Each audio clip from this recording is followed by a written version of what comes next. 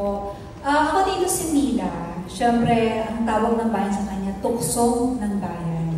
Yun ang tawag sa kanya. At isa rin ako sa talagang taga Santo Cristo na magdududa kay Reverend Sam tungkol sa gusto niyang gawing misyon. So ngayon, dahil nga tukso ko ng bayan, malalaman natin dito kung ako ba yung tutulong sa misyon ni Reverend Sam o ako yung tutulong para maging miyembro si Reverend Sam sa mga makasalanan. Yun po.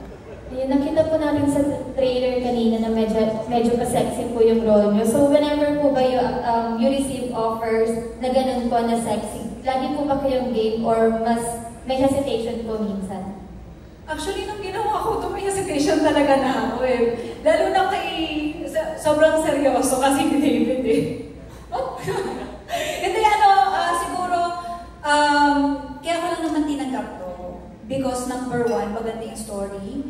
Nakakatuwa siya, sobra. At may magpupulot talagang aral dito. So, nagbabase rin talaga kami now.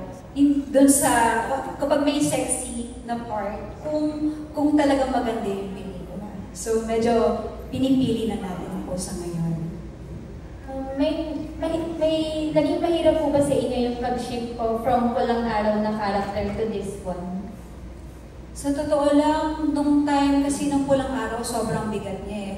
So, nung dumating sa akin, itong samahan ng mga makasalanan, actually, parang, alam mo yung refreshing siya for me. Parang yun yung way para medyo bumitaw muna ako doon sa ano. Kasi sobrang bigat niya to the point na kailangan ko ng hingahan. At itong samahan ng mga makasalanan, siguro maganda rin kasi yung bonding namin mga cast doon. Sobrang gaan lang din. So, may iba yung bonding kasi namin doon. So, naka-help siya sa akin. So, hindi siya masyado naging challenge for me kasi in-enjoy ko na siya. Yun lang po. Thank you so much. Thank you.